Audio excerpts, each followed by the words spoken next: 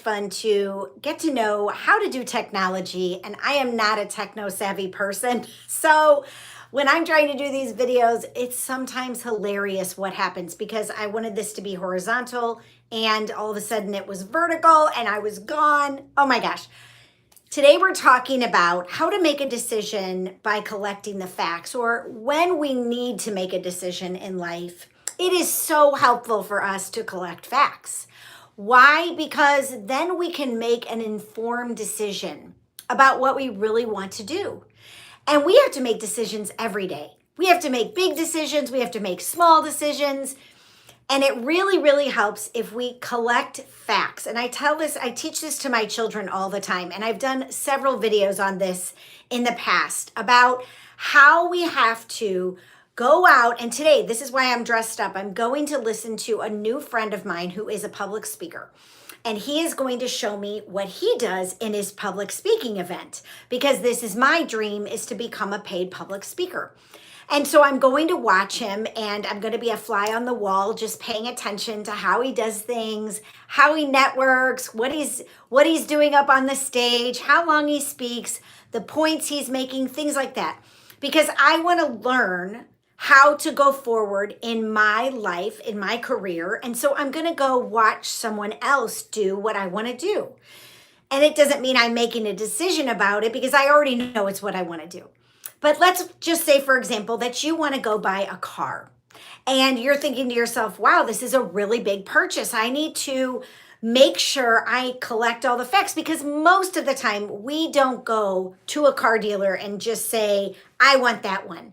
We kind of know, do I like that color? Do I want power steering? Do I want an automatic or a manual? That's kind of old age. I love manual driving because I was trained on that when I was young. But we go and maybe we look on the internet and we see what kind of things the car can come with, the different models, the base model, the top model, the difference in the price.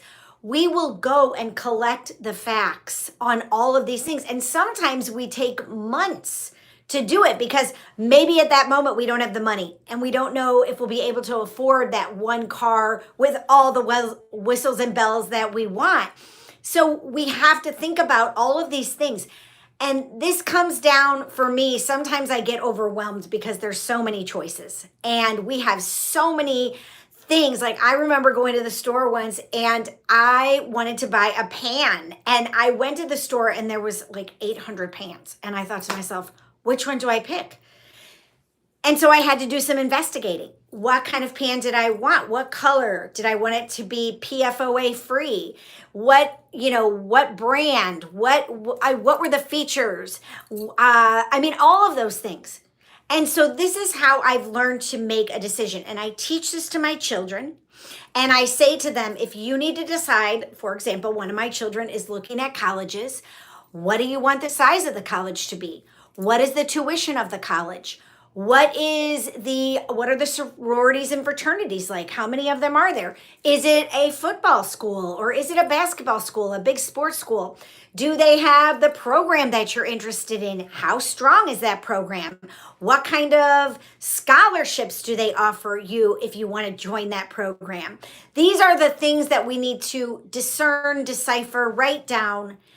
And I know that sometimes we get overwhelmed, but if we continue to collect the facts and we continue to trust that we're being guided by the universe, that we are loved and we are cared for, and we continue to make decisions based off the feeling we get about it. Does it feel right? Does it feel good? Have you prayed about it maybe? Have you journaled about it? Then you will come to a place where decision making will become easier. And you know what else?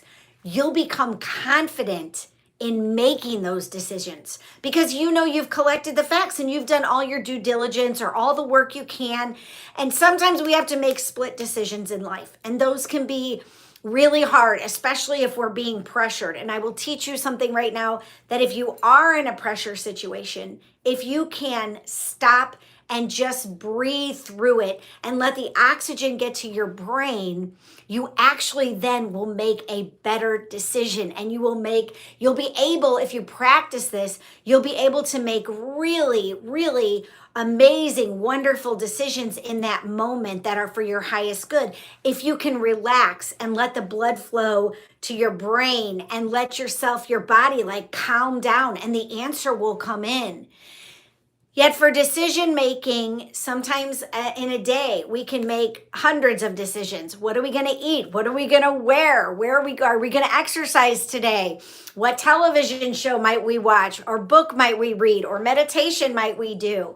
There are so many decisions that we are constantly making. And I had a great discussion about this with my youngest while we were looking at colleges a few weeks ago.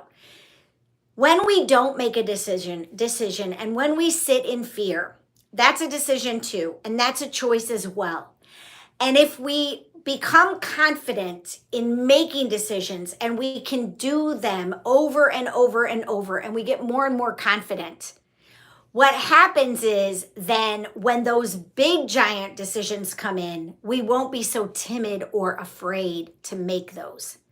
And I noticed when I was in my marriage years ago that my former husband never wanted to make a decision. I pretty much made all the decisions because he was afraid that it would be the wrong one, that it would come back to bite him in the butt, that he would be ostracized or scrutinized or criticized or belittled because in the past he had those things happen in his life. And so he wasn't able to make a decision and make it from a place of confidence and make it from a place of assurity. And that's why I ended up having to make all the decisions for our family because he wouldn't do it. And I was feeling at one point in time really guilty about not including him. And my parents had always said, always check with your spouse about making a decision about big purchases or about really big events in your life. But it became such a really terrible experience for me to consult him because what ended up happening was he would say to me, well, did you check this? Did you check this? Did you check this? And I would already have done it because I knew he was going to ask me that. And then he still couldn't decide. And so it always came down to me. Fortunately for me, I got really good at making decisions and I got really confident in my decisions and I really trusted myself until it came time for me to get a divorce. And then I really didn't know what to do. But I was being guided once again. And I knew that it was time to leave that marriage because I had done everything I could. And the decision almost was being made for me to leave the marriage. And that's a really big life-changing decision, you all. That is not something small that I was pondering. And I had been pondering it for a long time. And so it was time, one of those sayings, fish or cut bait, because we've got to do something. You have to make a choice or a decision. But sometimes it takes us going almost to a bottom to make that choice or that decision. And so that's my little bit of a nugget of gold today. I'm so excited because I get to go watch this amazing guy. He's like a juggler. He's a performer, but he's doing a keynote talk for this organization and I get to go watch. And so again, I'm collecting facts. What does he do in his keynote? How does he present? How does he stand? What are his movements when he's, doing his keynote? All of these things I'm going to be watching. And I'm going to be learning. And so where in your life do you have to make a decision that maybe you're struggling with? Because write it down and write down the pros and cons or write down what kind of facts you could collect before having to make that decision. And that's probably going to make you more confident in doing it. Okay, you all, I hope you have a super duper day. I don't even know. I don't think anybody came on here. I don't know how this is different today again, but I'm learning. So yay. Okay, talk to you soon. Have a great day.